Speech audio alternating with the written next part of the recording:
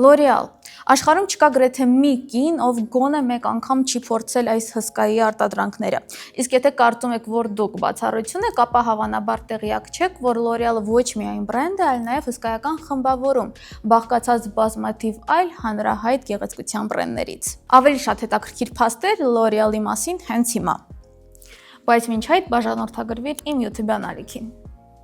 L'Oreal բրենդը հիմնադրվել է 1909 թվականին ֆրանսիացի քիմիկոս Յուջին Շուլերի կողմից։ Կարծում եմ այլևս ոչ մեկին չի զարմացնում այն փաստը, որ կանանց համար նախատեսված առաջատար համաշխարհային բրենդները ստեղծվել են հենց տղամարդկանց կողմից։ Բրենդի առաջին պրոդուկտը չի եղել շպարի պարագա, այլ մազերի ներք։ Խոսքը առաջին ամբողջովին սինթետիկ եւ անվտանգ ներկի մասին է, որը նախատեսված էր գեղեցկության սրահների համար։ Իդեպ բրենդի կենտրոնացումը առաջին 5 տասնամյակների ընթացքում եղել է հենց մազերի խնամքի արտադրության վրա։ L'Oreal բրենդի անվան ծագումը հստակ պարզ չէ, բայց գոյություն ունեն 3 հիմնական վարկածներ։ Անվանումը առաջացել է 20-րդ դարի սկզբին տարածված L'Oreal վարսահարդարման ոճից, որը ստեղծում էր փայլուն ալիքներ։ Ըստ երկրորդ վարկածի L'Oreal անվանումը խորհրդանշում է մազերին ոսկեգույն եւ տաք երանգներ հաղորդելու ցանկությունը։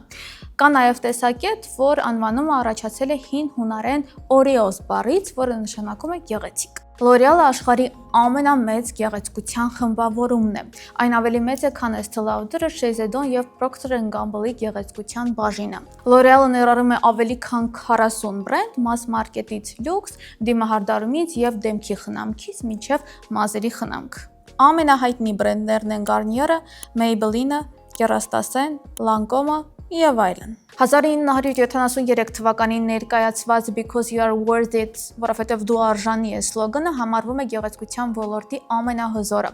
Այն հեղափոխական էր ֆեմինիստական տեսանկյունից, քանի որ առաջինն էր շեշտում կանանց արժեքը։ Բնականաբար կար նաև մարքեթինգային ֆակտոր, պրոդուկտները ավելի բարձր գնով վաճառելու նպատակով։ L'Oreal-ը դիմակայել է 2 համաշխարհային պատերազմների եւ մի շարք տնտեսական անկումների։ Ընկերությունը ըստ իրավիճակի ադապտացնում էր իր ռազմավարությունը, օրինակ կենտրոնանալով դեմքի խնամքի վրա, երբ պատերազմի տարիներին դիմահարդարումը ընդհանրապես ակտուալ չէր։ L'Oreal-ը տարեկան ծախսում է ավելի քան 1 միլիարդ եվրո գիտահետազոտական եւ զարգացման գործում։ Ընկերությունը միակ գեղեցկության բրենդն է, որը մշտապես ներգրաված է նորարարական արտադրանքի մշակման մեջ, հատկապես մաշկի խնամքի եւ դիմահարդարման ոլորտներում։ L'Oreal-ը եղել է կանանց առաջնորդման եւ գենդերային հավասարության առաջամարտիկներից մեկը, համաշխարհային ասպարեզում առաջացնելով կարևոր փոփոխություններ։ Ընկերությունն ամեն տարի ընդգրկվում է լավագույն ընկերությունների ցուցակներում, որոնք մատուցում են աշխատատեղեր կանանց համար, հավասար աշխատավարձի, աշխատանքի զարգացման եւ ճկուն աշխատանքային հնարավորությունների տեսանկյունից։